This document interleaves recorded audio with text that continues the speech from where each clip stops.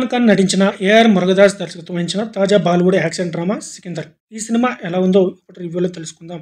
రాజ్కోట్ రాజవంశానికి చెందిన Sanjay Rajkot alias Sikandar alias Raja Saab సరాని Saisri అన్యోన్య దంపతులు తమ ప్రాంతంలోని ప్రజలను కంటికి రెప్పలా చూసుకుంటూ ఉంటారు.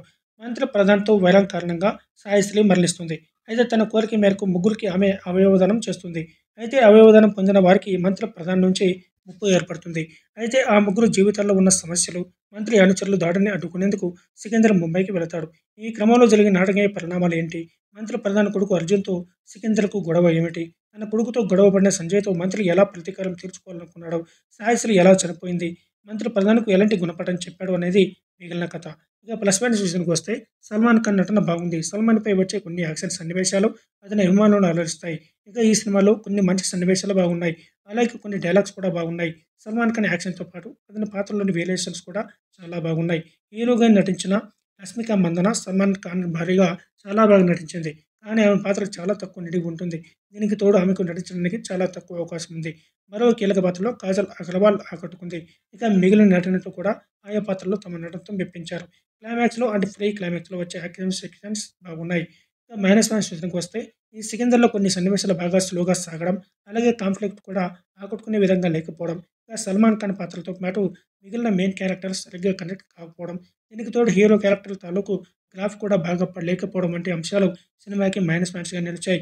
అయితే దర్శకుడు ఏఆర్ మురుగదాస్ పనితనం ఫస్ట్ హాఫ్పై ఆసక్తిని కలిగించినప్పటికీ, అదేవిధంగా ఆయన రాసుకున్న కాన్సెప్ట్, కొన్ని యాక్షన్ సన్నివేశాలు మరియు ఇంటర్వెల్ సీన్స్ బాగున్నప్పటికీ కథా కథనాలు మరీ స్లోగా సాగడం, సినిమాలో కొన్ని చోట్ల లాజిక్ మిస్ కావడం వంటి ఎలిమెంట్స్ బాగాలేదు.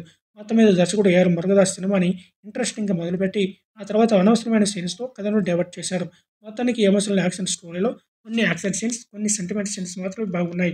ఇక మిగిలిన కంటెంట్ అంతా రొటీన్గా ఇంట్రెస్ట్ లేకుండా సాగింది. సల్మాన్ ఖాన్ పాత్రలో ఇంకా బలంగా ఎస్టాబ్లిష్ చేసి అంతే ఎఫెక్టివ్గా ఆ పాత్రకి కాన్ఫ్లిక్ట్ను బిల్డ్ చేయాల్సి ఉంది.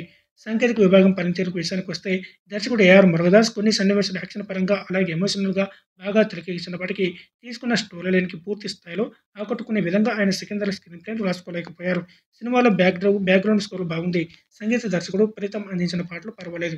సినిమాటోగ్రఫీ కూడా బాగుంది. సినిమాలోని చాలా సన్నివేశాలు చాలా బ్యూటిఫుల్గా చిత్రీకరించారు. ఇక ఎడిటింగ్ విషయానికి వస్తే అక్కడక్కడ ఉన్న కొన్ని సాగదీత సీన్స్ ఎడిటర్ తగ్గించాల్సి ఉంది.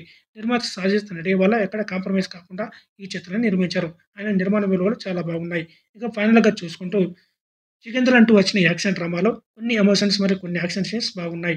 అయితే కథా కథనాలు స్లోగా సాగడం, సెకండ్ హాఫ్లో ఇంట్రెస్టింగ్ ఎలిమెంట్స్ మిస్ అవ్వడం, అలాగే రెగ్యులర్ స్క్రీన్ ప్లేలో వంటి అంశాలు సినిమాకి మైనస్ పాయింట్స్గా నిలిచాయి.